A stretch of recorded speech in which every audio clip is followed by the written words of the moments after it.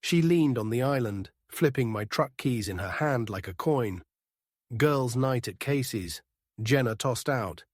Just the five of us. We'll crash there. You'll survive without me for one night, hero. I can handle a night. I told her text when you get there. Text in the morning. Basic courtesy. She gave me the kind of smile people use when they're already planning to ignore you. You and your briefings, she said, kissed the air instead of my cheek and walked out. She didn't come back the next morning or the morning after. My calls went to voicemail. By day 3, I drove to Casey's apartment. Lights on, cars out front, no answer to the bell. A neighbor across the hall cracked his door and clicked it shut when he saw me. I left. When Jenna finally walked in late that night, she smelled like a hotel lobby and shrugged past me to the fridge. "Where were you?" I asked. "Don't be dramatic," she said, twisting a cap off seltzer. "We were talking. I lost track. My phone died, all 3 days. That's not how batteries work. You want a police report?" We were safe. She took a sip and grinned. "You miss me or just the noise I make?" If I'd known where it was headed, I'd have packed a box that night and saved myself a week. I let the first exchange be simple. "You told me one night." I said, "You disappeared for 3. No check-ins." "That's a line." She set the bottle down. "I'm not a child." "Then stop testing the fences." "Relax, Mark. You're wound tight." "Keep the calendar clear this weekend," I replied. "We're resetting a few things." She laughed and slid her phone into her pocket like she was holstering a victory. "Sure, Sergeant. Put it on my busy schedule." I didn't argue. I moved the week to my plan. Saturday afternoon, our cul-de-sac did its usual thing. Folding tables, coolers, smoke from a cheap grill drifting into the trees. Rick from 2 doors down, retired fireman, waved a spatula at me. "Solo today, apparently," I said. Jenna showed late, sunglasses, sundress, a joke already cocked. She made a circle, hugging the wives, getting loud. When she got to me, she poked a finger into my chest. "You going to frisk me for contraband friendship? Not my sport," I said, and kept turning the skewers. She wanted an audience. She had one. Rick leaned over. "You good?" "I'm fine," I told him. "Just adjusting rules." "Rules," Jenna repeated, catching it. "Like curfews and permissions." "Should I sign out with the warden?" I faced her. "It's simple. You don't vanish for days. If you're staying somewhere, you answer your phone. Money-wise, I'm splitting accounts. Your fund doesn't run on my autopay." She tilted her head. "Seriously? Starting Monday, I added separate debit, separate credit, groceries, and the mortgage are covered. The rest is a conversation, not a faucet." She laughed for the group. "You're hilarious. I don't even have income right now." "Then your schedule can make room for finding some." I said, "I'm done sponsoring mystery tours." Casey had joined the cluster. Plastic cup in her hand. "He's being controlling." She told nobody and everybody. "I'm being clear," I replied. "You two had me driving to an apartment where no one answered for days. That's not partnership. That's theater." Jenna tugged a lock of hair behind her ear. "Relax. We had a good time. You don't own my hours."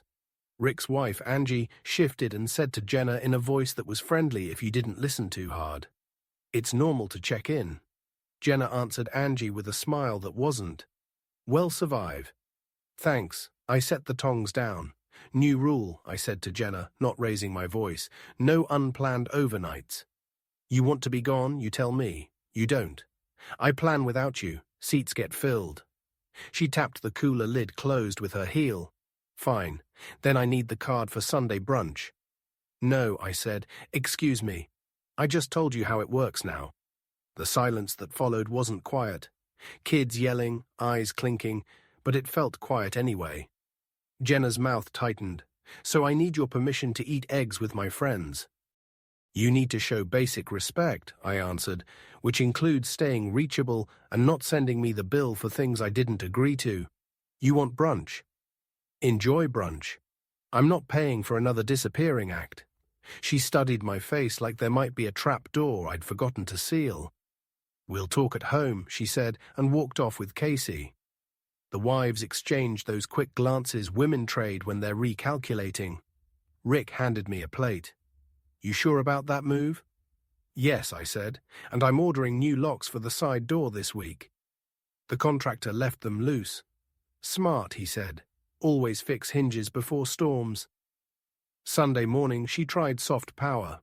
She came down early with coffee in my travel mug, buttered toast, a smile that had training wheels on it. We got loud the other night, she said, setting the mug right by my hand. I pushed.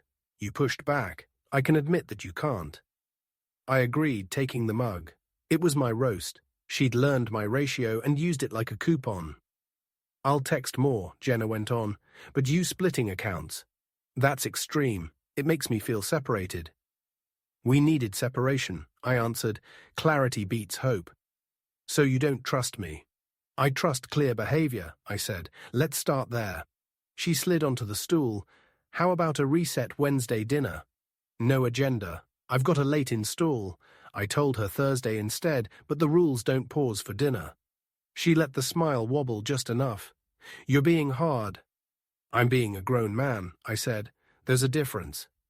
At noon, she texted from the hallway. Could you transfer 200? The girls want to do that yoga and brunch thing. The sink was draining slow, so I was under it with a wrench. I wiped my hands and replied, not funding it. If you want it, use your account. She came to the doorway. So you get to go fishing, hang with Rick, eat steaks, and I can't have a morning with friends. I pay for my hobbies, I replied, turning the wrench. You want to hike? I'll go with you today, or you can go with them tomorrow with your card. Your choice. This is ridiculous, she said, then added, I'll be at Casey's. I'll text. She didn't. 2 days later, when I got home from a job site, my spare key was missing from the hook by the back door. The drawer where we kept random household gift cards was light. Jenna was in the living room with her feet on the ottoman scrolling. Where's the spare? I asked. She looked at me like I'd asked where the moon went. Which spare? The one for the truck. Casey borrowed it. We needed to move your truck to load boxes for the donation place. You moved my truck. I stayed steady. It was in the way. She said we were efficient. You're welcome. You don't take keys without asking. I told her, put it back. She threw her head against the cushion. You are exhausting. Keys back by tonight, I said.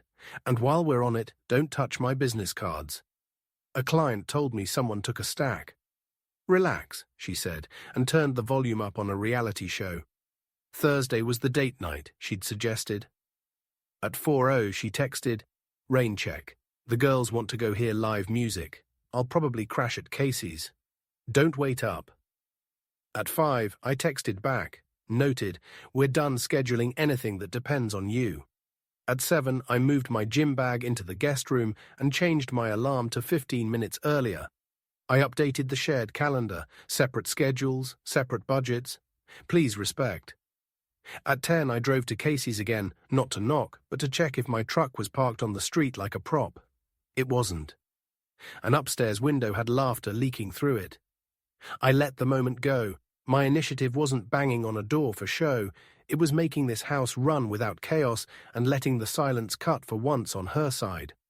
The next morning, illusion number 2 showed up, wearing perfume.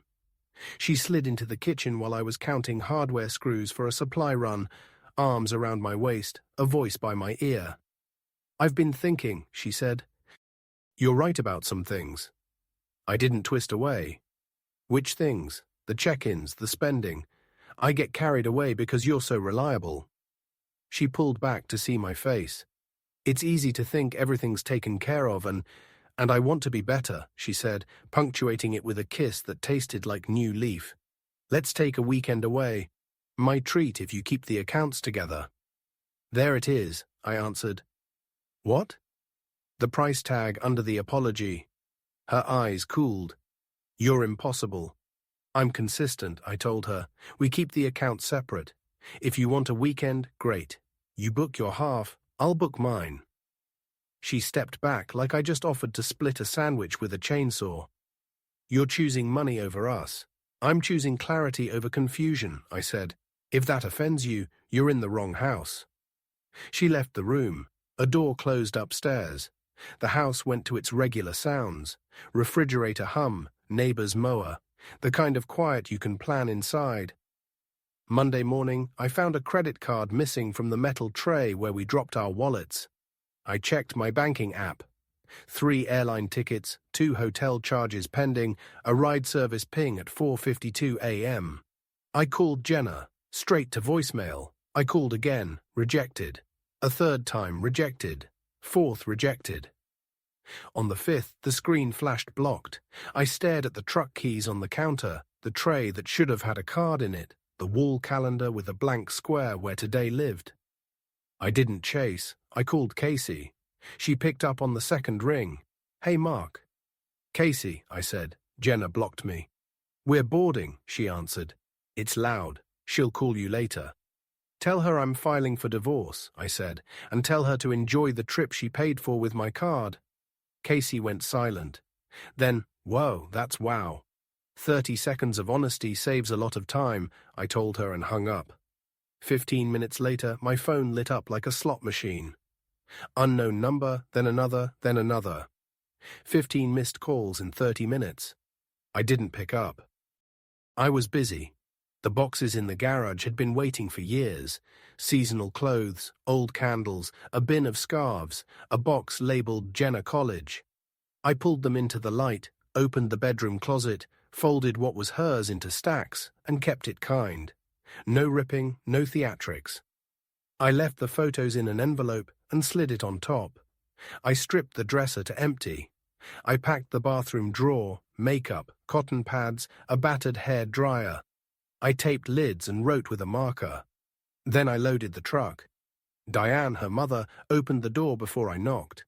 We'd always been civil. She looked at the pile in my arms and swallowed. "What happened?" "She left for a trip," I replied. "She blocked me." "I'm done." "Mark," Diane said softly, "she's impulsive. She'll calm down."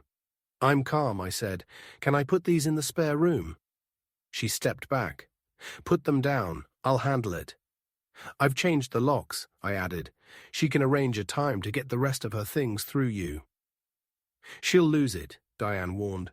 "It's not my job to manage her reactions," I answered. "It's my job to manage my home." On my way to the hardware store, I booked a locksmith anyway. He came by 4:00. By 5:00, the side door had a new deadbolt and the front a new cylinder. At 6, I put her sets of keys in a Ziplo and dropped them in the envelope with the photos at Diane's. At 7, I made eggs and ate them at the counter. At 8, more calls came in from rotating numbers. I put the phone on Do Not Disturb and set it face down. Luis, my lead tech, came by the next morning for parts. "Boss, you look like a guy who finally slept." "I did," I said. "You going to be okay if she shows up at the shop? If she does, you send her to me and then you go back to work." I told him no circus. You got it. By noon, text started. First, "Wow, dramatic." Then, "Unblock me." Then, "You're overreacting." Then, "I'm sorry." "Okay, we needed a break." Then a picture from an airport bar, just a drink on a napkin. The edge of a boarding pass. I didn't reply. That evening, my neighbor Angie dropped by with a Tupperware of baked ziti. "We heard raised voices on your voicemail last night." She said, "You good?" "I'm good." I told her she was telling someone, "You're obsessed." Angie added, "Just heads up, people who cross a line always call the fence obsessive." I said, "Thanks for the ziti." Day 3, Jenna switched tactics. "I miss you," the text said. "I'm sorry I panicked. It felt like you were taking everything from me." Another text, "I can look for a job if that's what it takes." Another, "Can we please just talk tonight?" "I'm at the hotel alone. Casey's being a brat." I read them. I didn't answer. I went to the gym and came back with a clear head and a tired back and slept like my bed remembered me. On day 5, she tried a grand gesture from a distance. A delivery driver showed up with a basket, cookies, balloons, a card shaped like a heart. I refused it on the porch. "Return to sender." I told the kid. He looked relieved. Rick wandered over from his driveway, arms folded. "You're going to burn bridges if you ignore everything." Bridges to what? I asked him. An island that sinks when you step on it. He nodded once. Fair. On day 7, a ride-share car rolled up to my curb. I already knew the sound of the app notification from her texts. She got out with a tote bag and sunglasses and a face that said this would be easy to flip back. She kept the driver waiting with the engine idling, like the quick exit was part of the plan. She pounded the doorbell, then the door, then the doorbell again. Mark, open up. I opened. That was my mistake. Not because I feared words, because I'd already made my decision. And doors make people think there's room for negotiation. She brushed past me into the entry like the old key still fit the new lock. You lost your mind, she announced, dropping the toad on the floor. You had my stuff delivered to my mother like I'm a stranger. You blocked me and left the state on my card. I answered. I paid you back, she held up her phone, triumphant. Look, I transferred half. You took 3 tickets. I said half is not how that math works. You're petty, she shot back. Who even talks about math in a marriage? Grown people who pay bills, I replied. She planted her hands on her hips. Say you overreacted. Say you let anger run you. We can fix this in 5 minutes. You can't fix a lack of respect in 5 minutes. I said it took longer to break it. So you wanted me to text every hour to ask your permission to breathe. She snorted. You're threatened by the fact that I have friends. You can have all the friends you want. I told her, you don't get to disappear. She moved closer, jabbing a finger at my chest. You love control, you love rules because you can't keep a woman happy. So you keep her scheduled. Luis would have told me to walk away. Rick would have told me not to open the door in the first place. I stood still and let her run the tape. You're jealous, she went on. You're insecure. You need to grow up. Everyone said so, even Angie. Angie brought me ziti. I said she didn't bring you respect. We had one fun weekend. She threw her hands. You freaked out and packed my life like I was a tenant. You changed locks. You told my mother on me like I'm 15. You're 35, I answered. Act like it. You're 38 and boring. You're 35 and blocked, I replied, calm enough that I could hear my next breath. You turned off the only line that matters in a marriage. Communication. That's your call. This is mine. She folded her arms. You won't actually file. You like to act hard, but you're soft. I already filed, I said, and opened the envelope on the entry table. These are copies. She stared like the papers were a magic trick. I should apologize for pulling. You're not serious. I handed them to her. I'm finished. I said, this house will be quiet. You can make arrangements through your mother for anything left. You have no access here. You don't get to decide that. She snapped. I did. I said, and Jenna, one more thing. What? She spat. You didn't lose me. I told her you lost access to me. That's not the same thing. Her face changed. Not a soft change, a calculation. So this is it. You're throwing away years because I took a trip. You threw them away when you erased my side of the partnership. I said, go call your driver. She tucked the papers under her arm and tried another tactic.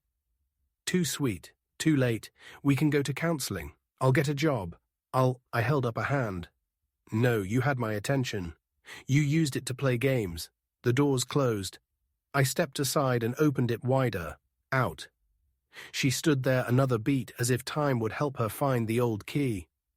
When it didn't, she stepped over the threshold and turned back. Everyone's going to hear what you did, she said. Make it interesting, I replied and shut the door. The bell rang. The pounding started up.